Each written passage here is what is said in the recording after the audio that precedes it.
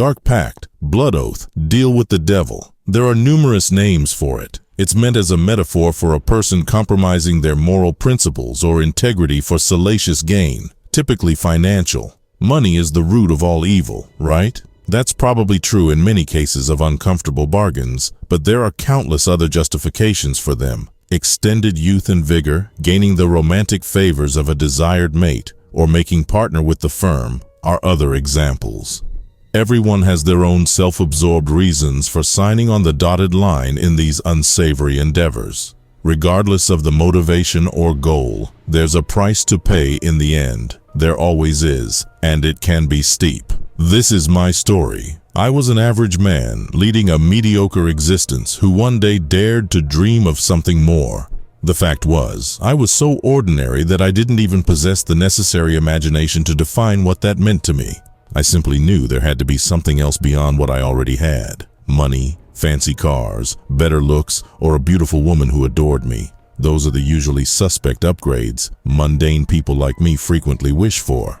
Any of that sounded appetizing. More of it had to be a feast of happiness. The all-encompassing everything I aspired to imagine had to offer a full cornucopia of blissful contentment. That was the flawed thought process that evolved from a discrete level of personal ambition to outright greed. They always say to go big or go home, especially if you are making a deal with the devil. You might as well negotiate the very best contract you can. As is often the case, I didn't know who I was dealing with. When a man of limited means and options is offered opportunities far outside the reasonable expectations of what he might hope for, there's a brief period of self-assessment. He considers his relative worth. He wants to believe the best about himself. I certainly did. A healthy ego and pride see to that, but usually higher logic and humility will do their best to keep you grounded in the psychological tug-of-war. Flattery clouds things. It always does. Blatant flattery from an attractive lady will muddle the water to a greater degree. When this incredibly rare exchange occurs from a stunning goddess who you can't believe is real, your brain turns to pure mush. You know she's completely out of your league, but you hope she is feeling generous with her attentions or sees something within you that is more than meets the eye. Never in my wildest fantasies had I wanted to believe the fairer sex weren't as superficial as men like me when it came to matters like that. That's the only way our coincidental exchange that fateful day made any sense at all. While we were standing face to face in the corporate office lobby discussing an accounting matter, another coworker literally walked into a nearby support beam and face planted. That's how magnetically beautiful she is. The interesting thing was, she didn't even bat an eye when Dave the horn dog went down.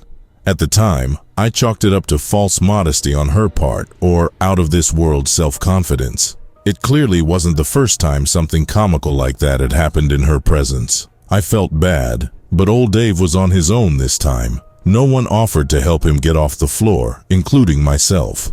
I couldn't focus on anything else but her long, flowing locks, the sparkling color of eternal flame. I listened to her every word with the hyper-focus of a mystic deeply in trance and maintained full eye contact the entire time.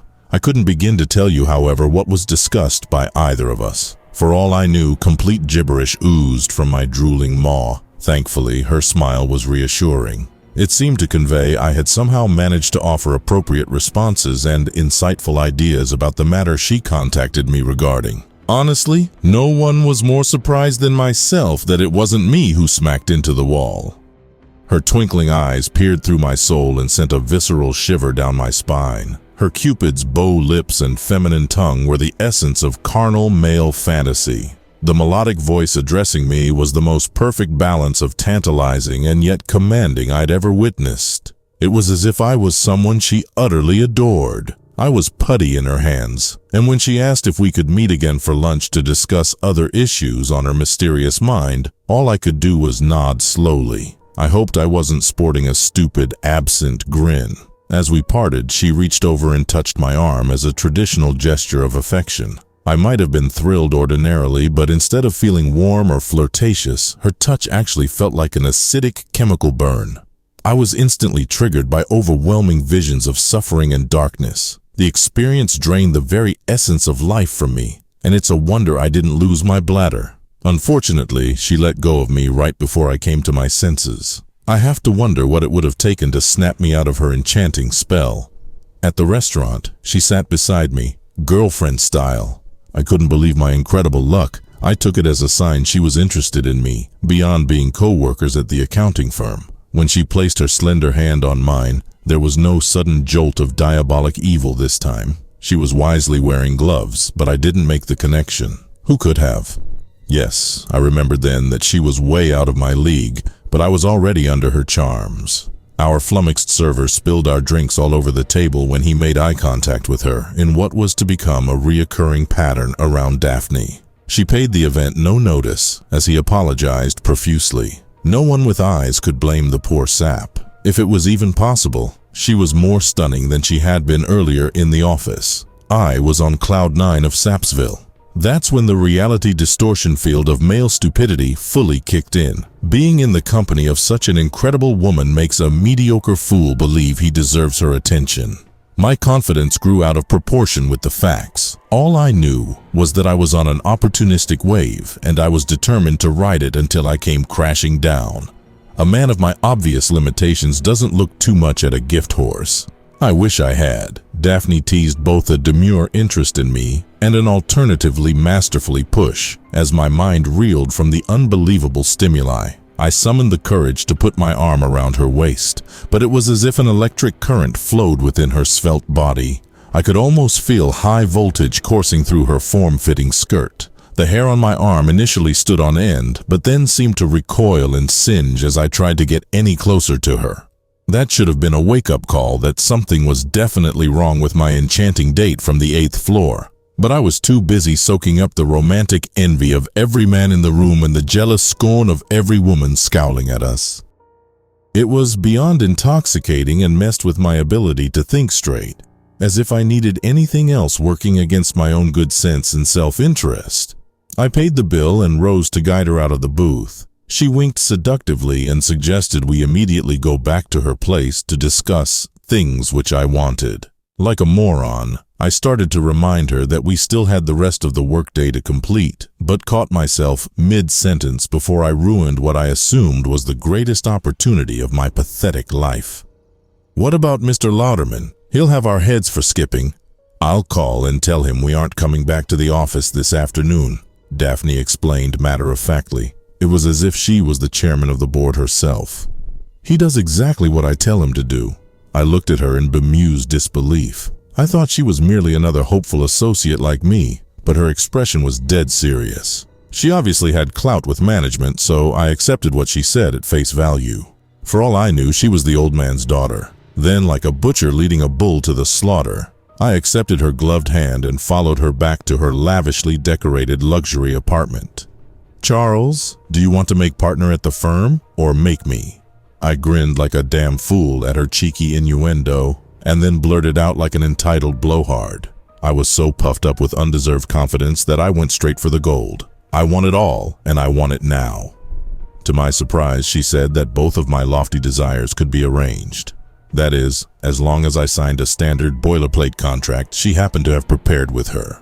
My momentarily inflated self-worth and amazing momentum thus far led me to disregard the 100 red flags waving in the wind already. "What contract?" "I can become a full partner at the firm with all the bonus pay, and I can have you as my lover too." "Where the hell do I sign?" I half laughed and half snorted at the absurdity and waited for Daphne to join in. She didn't. It was sobering. "Hell indeed. When you dare to dream, I listen, Charles. I'm always listening. Today I'm in a generous mood. Most people only get one thing that they really want in these negotiations. You can have me and the money. I just need your finger for the blood ink. It's mandatory in these official matters. As soon as you sign, I'll remove these clothes, and you can do anything your dirty little mind desires for the next 12 years. My mind raced to understand. I heard her words, but they were a collection of assembled madness, presented as an ordinary conversation. I thought it was some surreal joke at first, but the longer she waited for my finger to be sliced with the ceremonial blade, the less it appeared to be anything sane. "What are you?" I demanded fearfully. "You know who and what I am, Charles. I'm not a goddess. That's for certain. I make deals. I always have." Give me your fingertips so we can start the exciting process of your ascension to power, lust, and financial prominence. The blade was very sharp, so I didn't feel the cut, but it became infected later on. Of all the pacts or oaths I could have made, I never expected to make a deal with the actual devil. He comes in many forms. Beware of the highly agreeable version of him which looks just like Daphne from accounting, and be really careful of what you wish for when you are alone at night. 12 years isn't as much time as you might think. I've seen hell when Daphne touched me with her bare hand. It definitely ain't pretty, especially when she takes off her skin.